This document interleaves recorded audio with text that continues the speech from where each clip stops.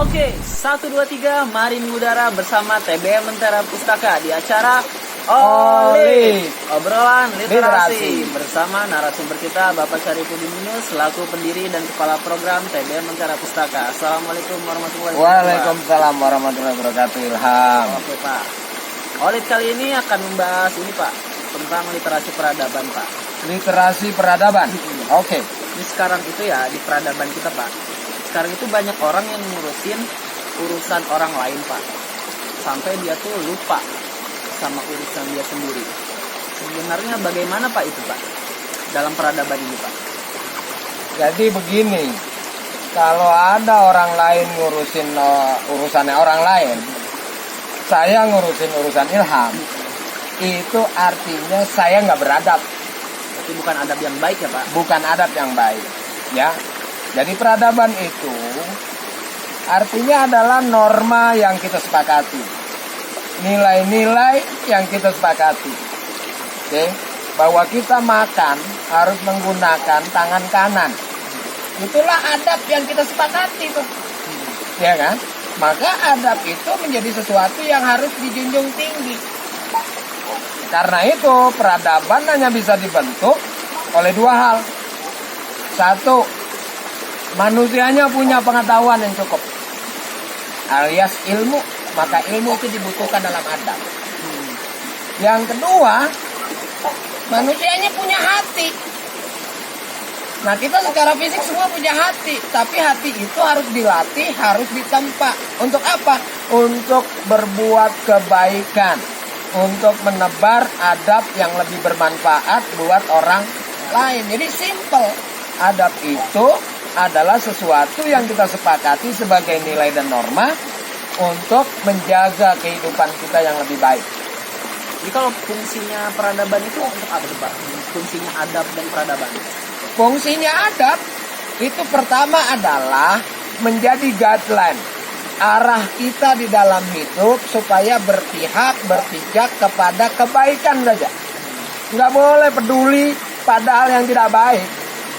Ya, saya ngurusin urusan Ilham, nggak perlu.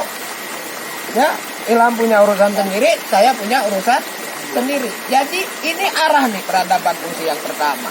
Yang kedua yang paling hebat, fungsi peradaban itu adalah membentuk tatanan masyarakat yang baik, masyarakat yang bermartabat. Jadi kalau hari ini misalnya angka COVID itu terus-terusan meningkat, ini bukti bahwa peradaban kita itu kurang oke.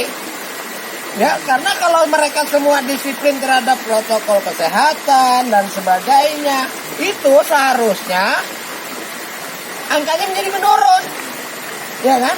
Nah, karena peradaban ini diabaikan, ya kita harus terima konsekuensi ini. Ini jadi adalah buah dari kita lalai terhadap peradaban. Jadi bagaimana Pak baiknya peradaban itu dibangun Pak? Membangun peradaban tidak bisa dalam satu hari.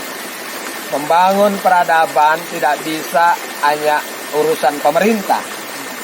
Jadi pertama adalah peradaban itu harus dibangun oleh semua pihak.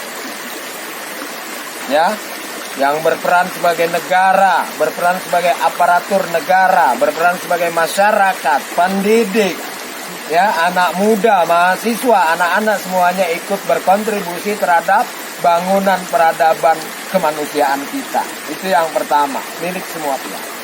Yang kedua, peradaban hanya bisa dicapai, peradaban baik, dimulai dari diri sendiri. Jangan dari orang lain. Jangan suruh orang lain begini padahal kita tidak begini. Jangan suruh orang lain begitu padahal kita tidak begitu. Jadi mulai dari diri sendiri.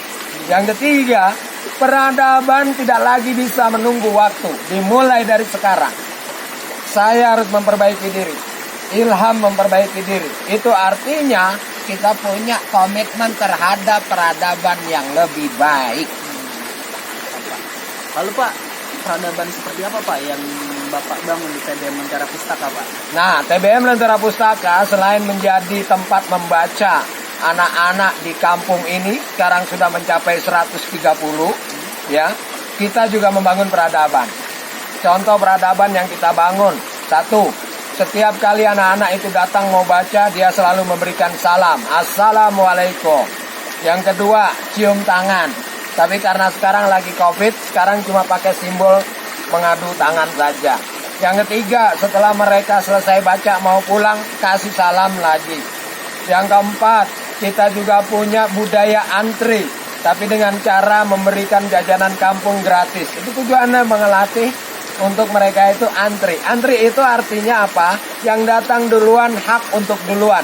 Yang datang belakangan haknya untuk belakangan. Nggak boleh saling menyerobot. Ya, sekarang kalau kita lihat di TV-TV, itu karena apa? Karena orang saling menyerobot dalam berargumentasi, dalam berpendapat. Akhirnya orang kayak kita di kampung-kampung bingung yang benar yang mana, karena mereka orang pintar pada berebut tentang pendapat itu, argumentasi itu. Jadi TBM Lentera Pustaka pun selain menjadi tempat membaca buku anak-anak supaya mereka terbebas dari putus sekolah, bertambah wawasannya, tapi juga membentuk adab di kalangan anak-anak. Saya berinvestasi anak-anak yang beradab di TBM Lentera Pustaka sehingga menjadi nanti suatu saat orang-orang dewasa yang beradab dan berguna bagi bangsa dan negara Indonesia. Luar biasa sekali Pak. Itu dia literasi peradaban menurut obrolan literasi. Saya kira cukup sekian Pak oleh kali ini. Terima kasih. Assalamualaikum warahmatullahi wabarakatuh. Waalaikumsalam warahmatullahi wabarakatuh. Salam literasi. Salam literasi, baca bukan main.